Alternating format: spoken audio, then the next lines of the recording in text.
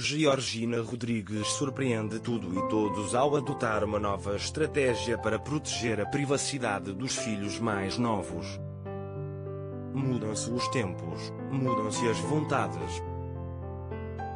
Parece que Georgina Rodrigues, de 30 anos, e Cristiano Ronaldo, de 39, adotaram uma nova estratégia em relação aos filhos mais novos.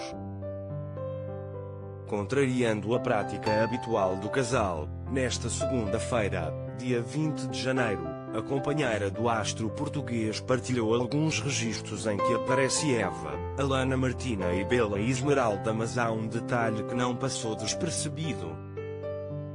A modelo decidiu tapar os rostos dos meninos com emojis. Vale salientar que, até agora, os meninos eram frequentemente exibidos tanto nas publicações de Georgina quanto nas de Cristiano.